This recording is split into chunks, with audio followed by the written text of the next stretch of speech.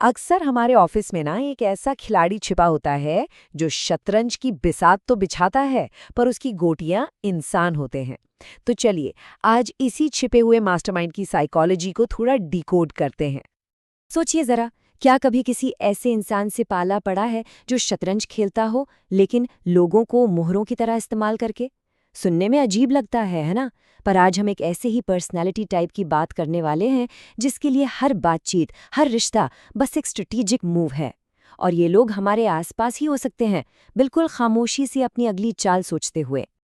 अच्छा, तो इस पूरे कॉन्सेप्ट को ना एक कहानी से समझते हैं। दो किरदार है हमारी कहानी में, और ये कहानी दिखाएगी कि कैसे एक बिल्कुल शांत और नॉर्मल सा दिखने वाला इंसान पर्दे के पीछे रहकर सारे तार हिला सकता है। तो कहानी शुरू होती है शौर्य से। 27 साल का है, एक कॉर्पोरेट जॉब में। शौर्य अपने काम में बहुत मेहनती है, ईमानदार है। वो धीरे धीरे अपने ऑफिस के माहौल को समझ ही रहा था, लेकिन एक इंसान था जो उसकी समझ से बिल्कुल बाहर था। और ये था उसका सीनियर राघव। राघव की खासियत, वो ज्यादा किसी से बात नहीं करता था, बस चुपचाप अपना काम करता और सबको ऑब्जर्व करता रहता था। और यकीन मानिए, उसकी यही खामोशी उसका सबसे बड़ा हथियार थी।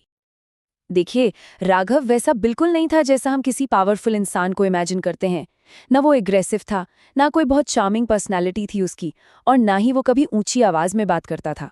वो तो जैसे ऑफिस में होते हुए भी अदृश्य था। और यही तो सबसे कमाल की, या कहूँ डराने वाली बात थी। बॉस को लगता था कि फैसला वो ले रहे हैं, टीम को लगता था कि आइडिया उनका है, लेकिन असल में हर बड़े डिसीजन के पीछे राघव का दिमाग होता था। वो अपनी चाल बहुत पहले और बहुत खामोशी से चल चुका होता था। अब शौर्य को धीरे धीरे ये एहसास होने लगा था कि यार, कुछ तो गड़बड़ है। ये सब इतना सिंपल नहीं है जितना दिख रहा है। और जब उसने थोड़ा और ध्यान देना शुरू किया, तो उसे खास तरह की पर्सनालिटी के बारे में पता चला। तो चलिए, अब समझते हैं कि राघव के इस बिहेवियर के पीछे की साइकोलॉजी आखिर है क्या। इस बिहेवियर का एक नाम है मैकियावेलिनिज्म। ये एक ऐसी पर्सनालिटी ट्रेट है जो उन लोगों में होती है जो अपने मतलब के लिए दूसरों को इस्तेमाल करने में माहिर होते हैं। उनके लिए इमोशंस एक कमजोरी है, और रिश्ते रिश्ते सिर्फ एक जरिया है अपना काम निकालने का। ये लाइन उनकी पूरी मानसिकता को निचोड़ कर रख देती है कि उनके लिए जिंदगी एक शतरंज का खेल है, और लोग सिर्फ मोहरे हैं। कोई प्यादा, कोई घोड़ा, कोई हाथी, जिसे वो अपने फायदे के लिए जब चाहें जैसे चाहें इस्तेमाल कर सकते हैं। साइकोलॉजी में ना एक टर्म है डार्क ट्रायड। इसमें 3 नेगेटिव पर्सनालिटीज आती हैं, लेकिन इनमें एक बहुत बड़ा फर्क है। इसे समझना जरूरी है। एक साइकोपैथ दूसरों को बर्बाद करके खुश होता है। एक नार्सिसिस्ट दूसरों की एनर्जी चूस लेता है, उन्हें ड्रेन कर देता है। लेकिन एक मैकियावेलियन, वो ना बर्बाद करता है, ना ड्रेन करता है, वो बस इस्तेमाल करता है।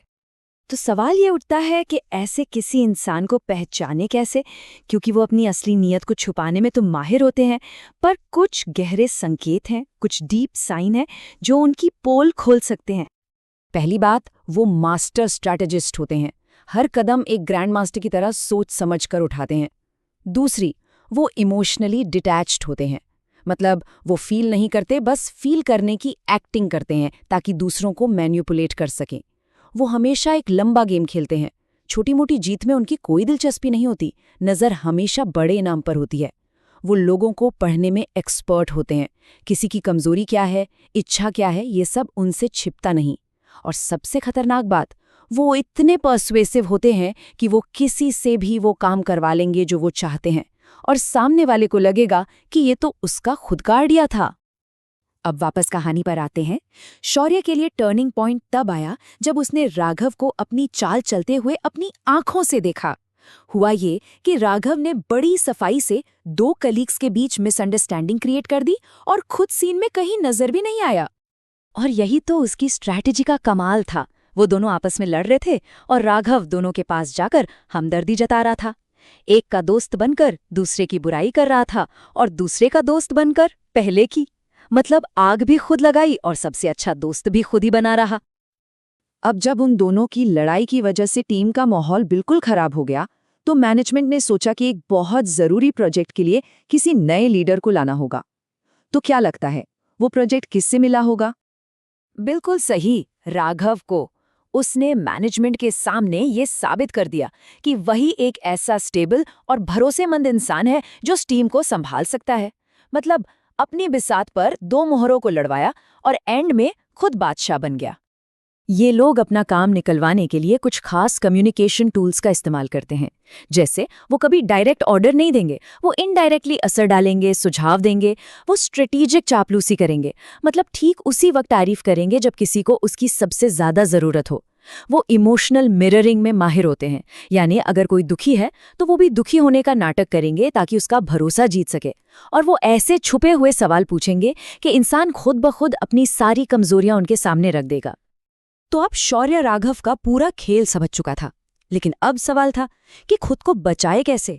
देखिए, एक मैकियावेलियन से सीधे सीधे लड़ना बहुत मुश्किल है, क्योंकि वो कभी आमने सामने की लड़ाई लड़ते ही नहीं। तो उनसे बचने के लिए एक अलग ही स्ट्रैटेजी चाहिए थी।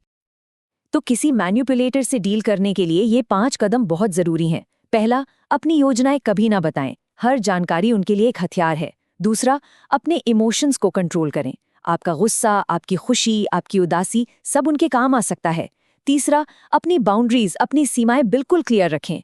चौथा, उनके शब्दों पर मत जाइए, उनके इरादों को देखिए। और 5वां, अनप्रिडिक्टेबल बनिए। अगर उन्हें पता चल गया कि आपका अगला कदम क्या होगा, तो आप उनके लिए एक आसान शिकार हैं। तो बस शौर्य ने इन्हीं स्ट्रैटेजीज को अपनाना शुरू कर दिया। उसने तय कर लिया कि वो राघव के साथ ये खामोश दिमागी खेल खेलेगा, पर लड़ने के लिए नहीं, सिर्फ अपने बचाव के लिए। तो शौर्य ने क्या किया? उसने कोई भी पर्सनल जानकारी शेयर करना बंद कर दिया। राघव जब भी कोई इमोशनल कहानी सुनाता, शौर्य एकदम न्यूट्रल रहता, कोई रिएक्शन नहीं देता। सारी बातचीत सख्ती से सिर्फ प्रोफेशनल लेवल पर होती थी, और उसने बहुत शांति से लेकिन मजबूती से अपनी बाउंड्रीज सेट कर दी।